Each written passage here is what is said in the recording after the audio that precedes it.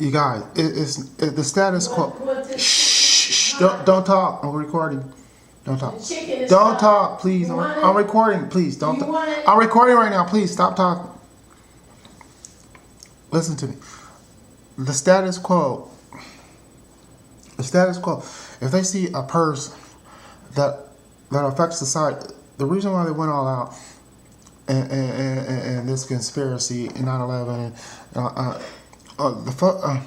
Soledad O'Brien was walking around New York in a documentary with her arms folded. You remember that? Arms walking around, looking up. Her arms were folded in an autographed picture. She was trying to signal me. I was in Windsor on my foot heel on my side. Now I realize. But the status quo, they'll do things to make a story, the explanation. They're making a story of explanation of a way in to show a movie. That's all it was. My life story. They want to put together a movie of my life story.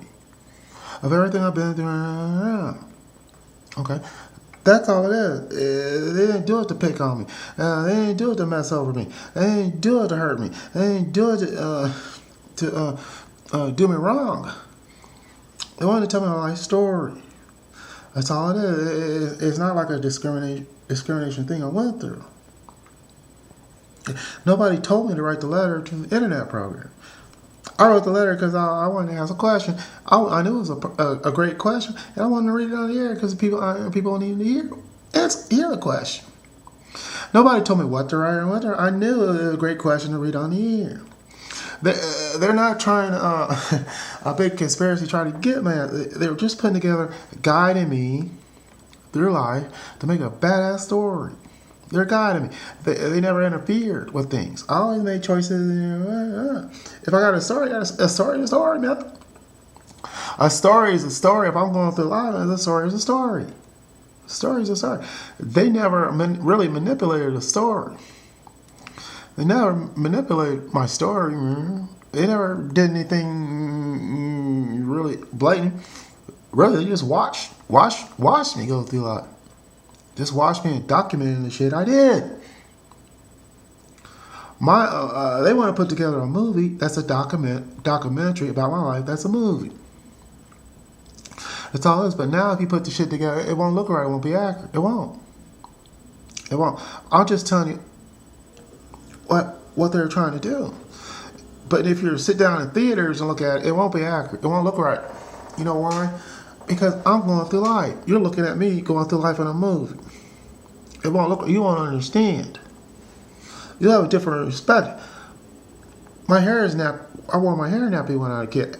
You're gonna be sitting there, African Americans in the movie theater. You're gonna take your kids to watch the movie. You're gonna see a kid with an afro around all white kids in elementary school just going through things. You won't understand. And let me explain to you why. My next door neighbors. The Heesburgers. Melanie was 1 year older. Melanie was like the Karate Kid girl. Ralph Macchio. That's exactly right. I ain't even bother with Melanie. I was so close. I didn't realize the same thing. That's how close to white people I am. Her little brother, Marky. Mark, call him Marky. Marky was 3 years younger than me. Miss Heesburger might as well be the Duchess of Cambridge. That's what she looked like. That's what she was.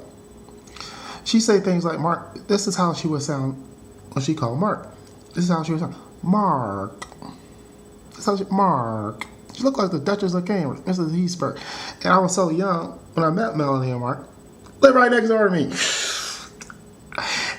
We're so young. In Missouri, you have clovers in the grass. Clovers in the grass.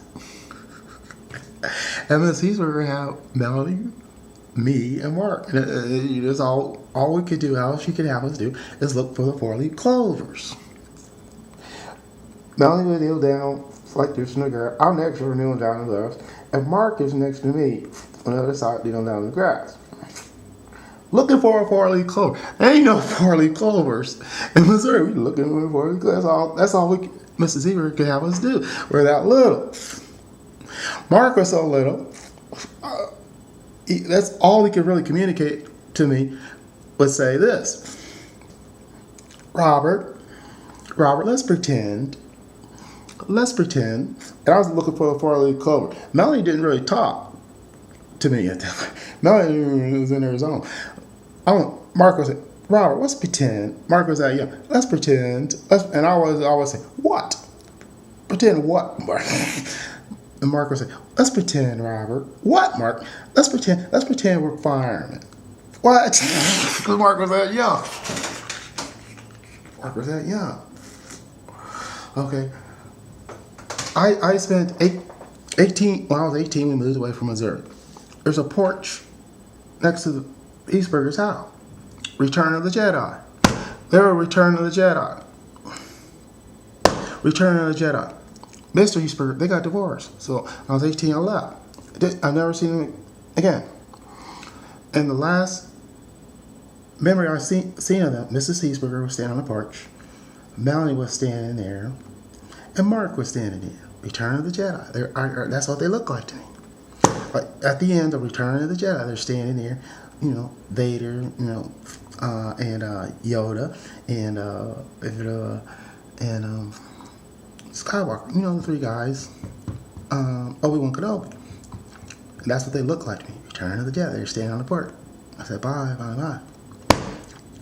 But I didn't hug Melanie goodbye. I didn't hug her goodbye. I didn't hug Melanie goodbye.